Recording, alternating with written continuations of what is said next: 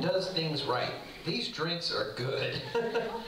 These are well, and unlike London where they water your drinks down, I'm like pretty good and drunk. We're gonna have a good time tonight. So from my accent, you guys have probably figured out that I am an anyone? Anyone? Asshole was the word I was looking for, but American's close enough. Go with that. Yeah, that'll work. Oh man, I live in England now. Anybody here from England? Great Britain? Anybody from Great Britain? I see a couple. How much balls does it take to name your country Great Britain? Like seriously, like, how much of a douchebag would be called Awesome America? They would hate us even more than that. I used to live in Las Vegas, and I moved into England. It was a big change. Everything was a big change for me from Vegas to England. But the one thing they do have in common is that in both Vegas and England, you can pay for sex with chips. So that's always fun. We're in the beautiful confines of the lugubrious Grotta Pinta. Very nice. It has everything you need in a comedy club. Nice and dark, low ceilings, a scary lack of fire exits, and a bar staff that does not card the young ladies in here. Look at these beautiful young ladies. So nice. Yeah, I came here from England. I flew in, of course, and had a little bit of trouble in the airport. Not because, of course, the Italian transportation system is notoriously accurate and punctual, right? That wasn't the reason. No, apparently my name has ended up on a list somewhere for security threats, and it's simply because I made a joke one day that said, you guys have seen this flight insurance, right?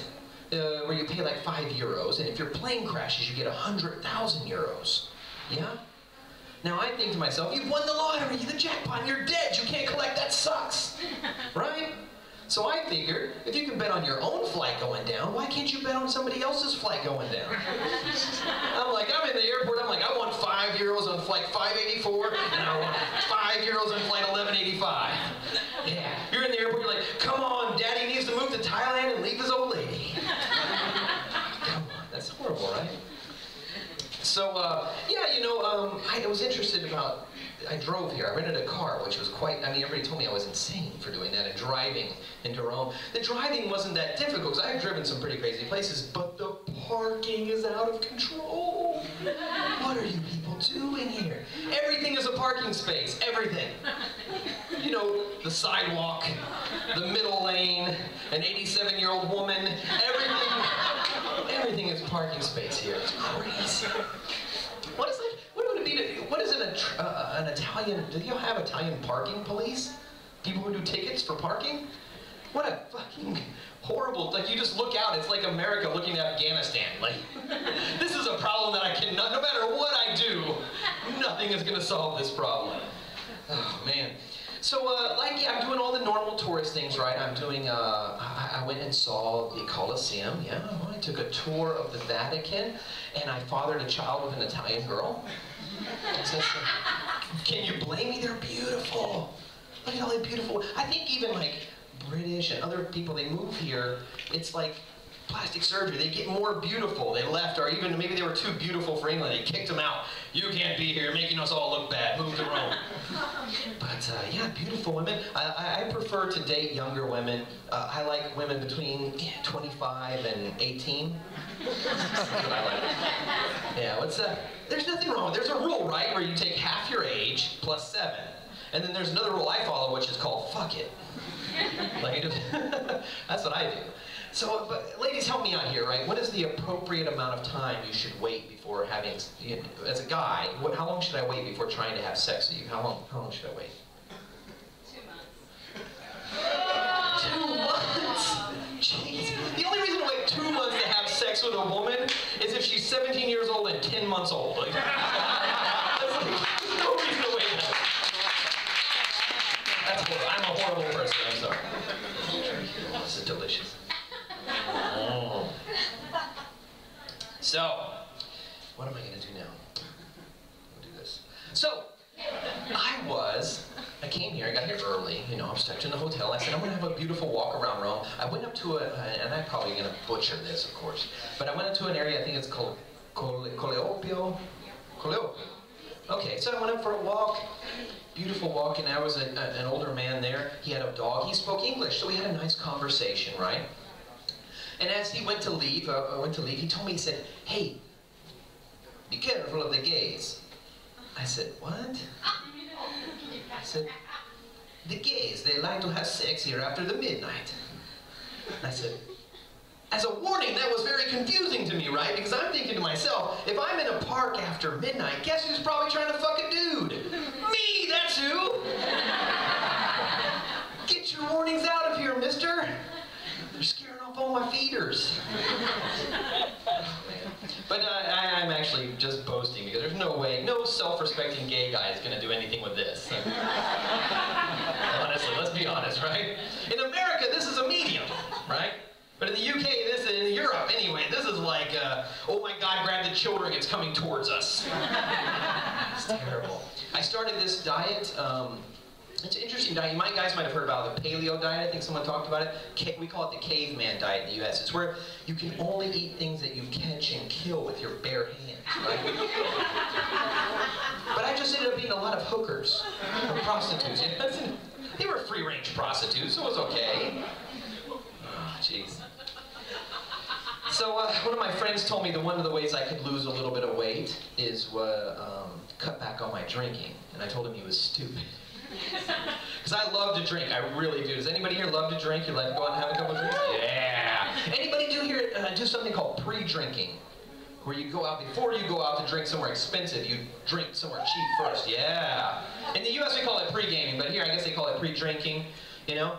But I've become an expert at pre-drinking, right? Because I do it hardcore. I do it at the gay bar. Yeah, I'm not gay at all, but if a little rouge and lipstick's gonna save me 30 euros, then let's go, girlfriend. My friends will never go with me, right? They'll never go with me, because they'll be like, oh, what's gonna happen, Dave, if you know, what's gonna happen? I'm not gonna let some gay guy buy me drinks. And I'm like, well, obviously you are not an alcoholic. Right here. This is happening. And they're like, well, what happens if somebody spikes your drink? And I'm like, well, that would be great because I have enough trouble sleeping as it is. Especially during anal sex. Oh, yeah. Sometimes I'm just like, spike my drink already. These high heels are killing me. I do love to drink, I do. If you guys are scared to go to the gay bar, I've got this really great method for guys to get free drinks, right? Trust me, this is gonna work good, okay? What you do is when you go to the nice, expensive discotheque, everything's going good, I kind of hang in the back, right? And I wait for a beautiful woman to go up to the bar and get something to drink, something expensive, something nice, right? That's when I make my move. And I go up to her, and I say the creepiest fucking thing I can think of. So she chucks the drink in my face, and I'm like, I just try to get as much to go in my mouth as possible. It's great. I'll be like, hey, baby, you look tired. Why don't you let me clear you a place to sit down? Splash! Works every time, fellas. Works every time. Because either A, you get a free drink in the face, or B, you go home with a really slutty girl. So it's perfect. I do love it. One of the things I don't love, though, one of the things I don't appreciate, I do love to drink, but drinking and driving, no, that's irresponsible. It's immature, right? Unacceptable. Don't accept drinking and driving. That's why when I want to have a little fun when I'm driving, I prefer to choke myself with a belt while I masturbate. What? There's no mothers against autoerotic asphyxiation. At least not yet anyway, right? First time I crashed through a secondary school with my dick in my hand blacked out. They'll have one the next day probably. Oh, I lost you guys a little bit. Man, I can go worse. Can we want to go worse? Yeah! I love you guys. Hold on, let me have another drink. I'm just gonna chuck it in my face so I can remember old times. Oh, man. So, one of the things, talking about things that, she was talking about this earlier. Having sex in a car, right? Yeah. Not as much fun as it was when you were a teenager. Absolutely. Think about it. This happened to me just the other day. I was coming up from near Naples. I was driving up, and apparently there was a young lady. She must have been very tired because she was sitting in a chair. So I did the gentlemanly thing, and I offered her money for sex. Yeah, so we're trying to get into it, right? And I can't enjoy myself because I'm in there, I'm trying to get hot and heavy, but I can't because I'm wedged between the two child safety seats back there. Oh, and you know how kids are, they won't ever shut the hell up. Daddy, I want a bottle. Daddy, she smells like cigarettes. Shut up, you little cock blockers. You tell your mother you get no ice cream. I'm just kidding. I don't even have children. I was just babysitting those two kids. So. Somebody else's job. Therapy for somebody else, yeah. Oh, I love it. You guys want to keep going? A little bit, okay. So, one of the things I've noticed being in England, okay, I was in Las Vegas, right? Great strip clubs in the U.S. I mean, there's a lot of things the U.S. does wrong. Strip clubs is not one of them. Strip clubs are amazing there. You come to Europe, it's a little bit scary. It's a little bit like the bar scene in Star Wars. It's like, boom, boom, boom, boom, boom, boom, like the aliens in the back. So I'm trying to have a good time. I went to a strip club. Everything's going good like I do on a Tuesday afternoon. And this one stripper, she dances up to me, and she's got this like nice, fresh C-section scar. Like a shark attack. I'm like, yo, yeah, come to daddy, you know what I like. Hey guys, listen, there's a reason behind my madness, okay? There's a method here. I always look for the woman with the C-section scar because when I'm ass deep in a lap dance, I want to know my money's going to support a hungry child at home. Because I'm all about family values. I'm a good guy. Really am. So everything's going good, the night's going fantastic, and then all of a sudden, it takes a turn for the worse, right? I got punched in the face by a stripper, right? Terrible, I got punched in the face. Now, in my defense, okay, I just got grossed out. She had these enormous fake boobs. They were ridiculously, and you could just tell they were fake because you could clearly see her penis. So she punched me in the face. Yeah, that was scary. I've got another joke. I'm scared to tell it though. It never works. It never works. They're gonna do it for you guys though. Just so please, okay. So I didn't hit her back.